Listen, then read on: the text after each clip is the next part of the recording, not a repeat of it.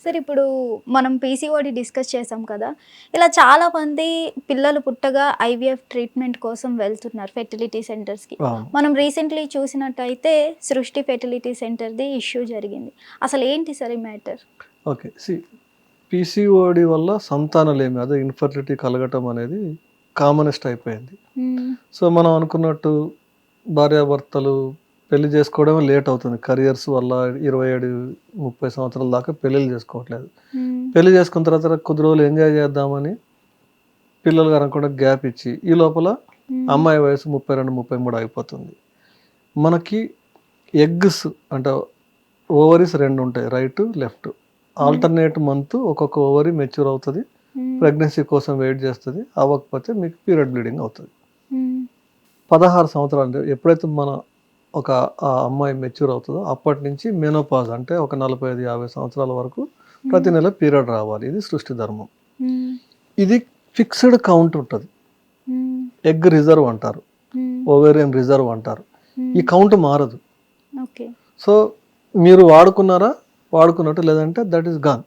హ్మ్. టైం ఎలాగైతే మారిపోతుంటదో, ఈ హ్మ్. ఎగ్ కూడా ప్రతి నెల ఒకటి రైట్ ఒకసారి, లెఫ్ట్ ఒకసారి వస్తుంది.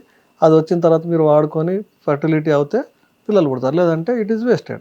హ్మ్. సో, అలా మనం ప్రెగ్నెన్సీ పెళ్లి చేసుకోవడానికే 27, 30 సంవత్సరాలు, హ్మ్. తర్వాత ఫస్ట్ ప్రెగ్నెన్సీ ప్లాన్ చేయడానికే 32, 33 అయ్యేసరికే హ్మ్. 30 తరువాత హ్మ్. అమ్మాయిల్లో ప్రెగ్నెన్సీ వచ్చే కెపాసిటీ, ఎగ్ క్వాలిటీ హ్మ్. ఇవన్నీ తగ్గుతూ పోతాయి.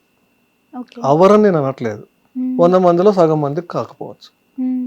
సో, దానికి తోడు మనకుండే స్ట్రెస్, మన ఆహారపు అలవాట్ల వల్ల ఒబేసిటీ రావటము, హ్మ్. చాలా మందికి థైరాయిడ్ కామన్ అయిపోయింది ఈ మధ్యలో. సో, హ్మ్. ఈ థైరాయిడ్ సమస్యలు వీటన్నిటి వల్ల పిల్లలే కలగరు. Infertility problem. హ్మ్. దీనికి మనం మెడికల్ ట్రీట్మెంట్స్, గైనకాలజిస్ట్‌లు మందులు ఇవన్నీ చేసుకుంటే అయిపోతాయి. నేచురల్‌గా నాలాంటోడి దగ్గరకొస్తే కొంచెం కష్టపెట్టైనా సరే హ్మ్. తెచ్చుకోవచ్చు. ఇవన్నీ లేదు, మాకు టైమే లేదు, హ్మ్. ఐవీఎఫ్‌కెళ్ళాలి. IVF okay. అంటే ఏంటి? ఇన్ విట్రియో ఫెర్టిలైజేషన్ అంటే ఒక టెస్ట్ ట్యూబ్ బేబీ. హ్మ్. దీంట్లో ఏం చేస్తారంటే రకరకాల ప్రాబ్లమ్ చేత ఐవీఎఫ్ కావచ్చు. అంటే ప్రతిసారి అమ్మాయిదే ప్రాబ్లమ్ అని నేను అనట్లేదు. హ్మ్. హస్బెండ్‌లో స్పెర్మ్ కౌంట్ తక్కువ ఉండటము, లేదా నిల్ కౌంట్ ఉండటము, లేకపోతే మొటిలిటీ ప్రాబ్లమ్ ఉండటం. హ్మ్. వీటి వల్ల కూడా అమ్మాయి నార్మల్ ఉన్నా కూడా మనం టెస్ట్ ట్యూబ్ బేబీకి ఐవీఎఫ్‌కి వెళ్ళాల్సొస్తది. హ్మ్. ఐవీఎఫ్‌కి వెళ్ళే కంటే ముందు రకరకాల పద్ధతులున్నాయి. ఆర్టిఫిషియల్ ఇన్సెమినేషన్ అంటారు. అవి హ్మ్. చేయొచ్చు. అసిస్టెడ్ ప్రెగ్నెన్సీస్ ఇవన్నీ. హ్మ్. సో, ఈ ఐవీఎఫ్‌లో ఏం చేస్తారంటే ఓవరీ తీసి, స్పర్మ్స్ గూడా తీసి, దాన్ని స్పర్మ్ వాష్ చేస్తారు. వాష్ చేసి హ్మ్. దాటిని ఆర్టిఫిషియల్‌గా కలుపుతారు. ఏదైతే ప్రకృతి పరంగా జరగాలో అవ్వదు కాబట్టి కలిపి హ్మ్. దాన్ని తీసి మళ్ళా యూటరస్‌లో ఇంప్లాంట్ చేస్తారు. సో, హ్మ్. అప్పుడు బయట కలిసి లోపల ఇంప్లాంట్ అవుతాయి. ఎందుకంటే నేచురల్‌గా కలిసే పద్ధతి లేదు కాబట్టి ఐవీఎఫ్‌లో ఇన్ విట్రో అంటే దాన్ని టెస్ట్ ట్యూబ్ బేబీ అంటారు. హ్మ్. సో, అది జనరల్‌గా జరిగే ప్రాసెస్. ఐవీఎఫ్ గూడా it is a good medical treatment. అంటే చాలామందికి చాలా కుటుంబాలకి ఇదొక వరం. హ్మ్. ఎప్పుడైతే జెన్యూన్‌గా వాడతారో ఇదొక వరం. హ్మ్. ఎవరైతే నిజంగానే పాపం కౌంట్ తక్కువుంది, కానీ హ్మ్. లేకపోతే ఎగ్ క్వాలిటీ 1, 2 ప్రాబ్లమ్స్ ఉన్నాయి. అటువంటప్పుడు it is a very good medical treatment. టెక్నికల్‌గా there is no challenge in it. Okay. ఎథికల్‌గా క్వెషన్స్ ఏమొచ్చినట్టు ఇప్పుడు మీరన్నట్టు సృష్టి టెస్ట్ ట్యూబ్ బేబీ సెంటర్‌లో చేసిందేంటంటే హ్మ్. వాళ్ళు మెడికల్ సైన్స్‌ని అడ్డుపెట్టుకొని వాళ్ళసలు రాంగ్ ప్రాక్టీస్ చేశారు. హ్మ్. చట్ట ప్రకారము భార్యాభర్తలకి ఐవీఎఫ్ చేయడం తప్పులేదు. హ్మ్. కానీ ఐవీఎఫ్ పేరుతో హ్మ్. వీళ్ళు చేసిందేంటి? అసలు ఎవరిదో ఎగ్ డొనేషను, హ్మ్. ఎవరిదో స్పెర్మ్ డోనరు, వాళ్ళ హ్మ్. కపుల్‌దే గాదు. అవును. తీసుకొచ్చి ఇంప్లాంట్ చేయడం ఇదొక పొరపాటు. హ్మ్. 2 ఈ పర్టిక్యులర్ కేసులో అసలు వీళ్ళ స్పెర్మ్ గాదు, వీళ్ళ డొనేషన్ గాదు, ఎవరిదో స్పెర్మ్, ఎవరిదో బేబీ, ఎవరిదో అద్దె గర్భం గూడా గాదు. హ్మ్. సరోగసీ గూడా గాదు. హ్మ్. ఎవరికో డెలివరీ అయిన బేబీని తీసుకొచ్చి వీళ్ళకిచ్చేశారు. It's a human trafficking. హ్మ్. అంటే ఒక బేబీని నేను టీవీ న్యూస్‌లో నాకు అందుబాటులో ఉన్న సమాచారం మేరకు హ్మ్. వాళ్ళకు 10,000 లక్ష రూపాయలో ఇచ్చి హ్మ్. పుట్టిన బిడ్డని తీసుకొచ్చి ఇది మా ట్రీట్మెంట్ ద్వారా మేము సరోగసీ చేసి మీకిచ్చామని చెప్పేస్తారు. హ్మ్. దీంట్లో ఉన్న పెద్ద పొరపాటు ఏంటంటే మన చట్ట ప్రకారం హ్మ్. ఎగ్ డోనర్స్ గానీ, స్పెర్మ్ డోనర్స్ గానీ, సరోగేట్ మదర్స్ గానీ, హ్మ్. సరోగేట్ మదర్స్ అంటే అద్దె గర్భం. అవును.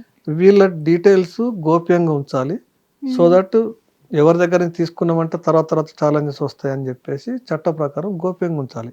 ఆ హ్మ్. దాన్ని అడ్డు పెట్టుకొని హ్మ్. వీళ్ళు ఏం చేశారంటే ఎక్కడో పుట్టిన బిడ్డని, ఎవరికో పుట్టిన బిడ్డని తీసుకొచ్చి అక్కడ కొనేసి వీళ్ళకిచ్చేసి వీళ్ళకిచ్చేసారు. మేము ట్రీట్మెంట్ ద్వారా పుట్టారని చెప్పేసి అంటే న్యూస్‌లో అందిన సమాచారం అవును. మేరకు అలా చేశారు. అది పెద్ద పొరపాటు. అది తప్పు. ఎథికల్ రాంగ్ అది. హ్మ్. ఐవీఎఫ్ లేదా ఆర్టిఫిషియల్ ఇన్సెమినేషన్, ఇక్సీ అంటారు, ఇట్లాంటి పద్ధతులన్నీ మెడికల్గా they are very good as long as you use it properly. So వీళ్ళు సృష్టి కానీ కొన్ని టెస్ట్ ట్యూబ్ బేబీ సెంటర్లు చేస్తున్నారు, ఐవీఎఫ్ సెంటర్లు చేస్తున్నారని మనకైతే తెలీదు. టీవీ న్యూస్లో చేసిన ప్రకారం అలా చేస్తున్నారని తెలిసింది. అది ethically wrong, but technically it's a very good sense, it's a new development. ఇప్పుడు మేము చదువుకున్నప్పుడు ఇవన్నీ లేవు.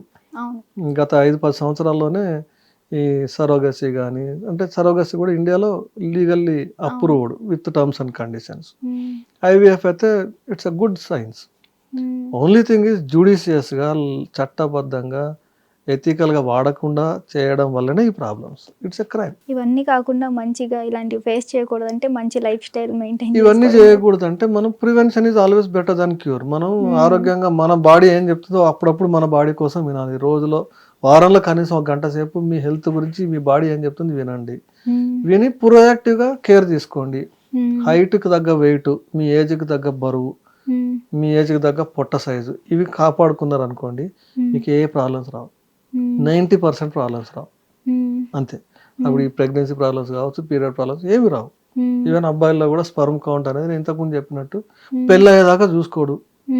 నా కౌంట్ ప్రాబ్లం గురించి చూసుకోడు. ఎవరు చూసుకుంటారు? పెళ్ళైన తర్వాత కూడా ఫస్ట్ అమ్మాయిని పంపిస్తారు చెకప్కి.